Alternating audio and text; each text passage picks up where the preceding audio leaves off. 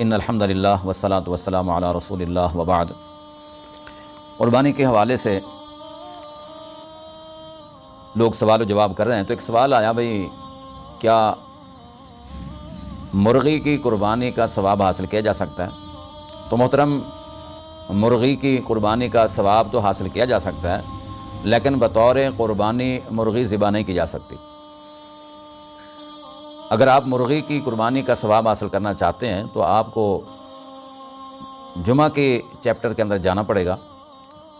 ابو ہریرہ رضی اللہ تعالیٰ عنہ بیان فرماتے ہیں کہ جو شخص جمعہ کے دن اول وقت میں مسجد میں آتا ہے تو فرشتے اس وقت موجود ہوتے ہیں، انہوں نے رجسٹر اٹھایا ہوا ہوتا ہے۔ تو جو شخص اول وقت میں آتا ہے، آ کر جتنا اللہ اسے توفیق دیتا ہے وہ نماز ادا کرتا ہے، اذان ہوتی ہے، وہ ممبر کے قریب بیٹھتا ہے، خطیب صاحب کی بات بڑے غور سے سنتا ہے، پھر نماز پڑھنے کے بعد وہ چلا جاتا ہے۔ جو اول وقت میں شخص آیا تو اس کے نامہ اعمال میں ایک اونٹ جو ہے وہ قربان کرنے کا ثواب لکھا جاتا ہے، یعنی ایک اونٹ کی قربانی کا ثواب اسے ملتا ہے۔ جو شخص اس کے بعد آتا ہے تو اسے ایک گائے قربان کرنے کا ثواب ملتا ہے،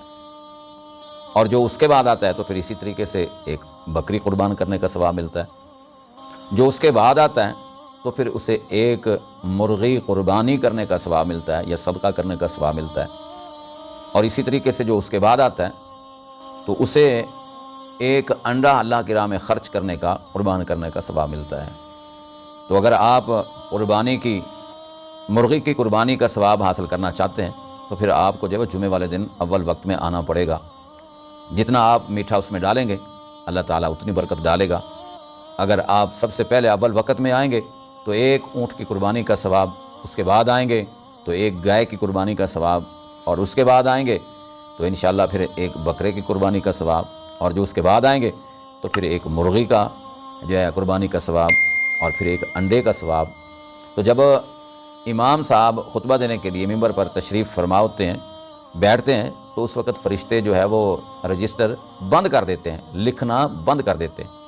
اس لیے ہمیں چاہیے کہ ہم اول وقت میں آنے کی کوشش کریں اور امام کے ممبر پر بیٹھنے سے پہلے مسجد میں حاضر ہوں، ہم نے نوافل ادا کر لیے ہوں، اور جب امام صاحب بیٹھیں تو بڑے غور اور خوض کے ساتھ ان کا خطبہ سنیں اور پھر نماز ادا کریں۔ دوران خطبہ کسی قسم کی کوئی حرکت وغیرہ نہ کریں، یہاں تک آتا ہے کہ اپنے ساتھ والے کو یہ بھی نہ کہیں بھی تو آرام سے بیٹھ جا، ہیں جی، آرام سے بیٹھیں، اطمینان سے بیٹھیں اور خطبہ سنیں۔ انشاءاللہ آپ جو ہے آپ کو اونٹ کی قربانی کا ثواب بھی مل سکتا ہے، گائے کی قربانی کا ثواب بھی مل سکتا ہے،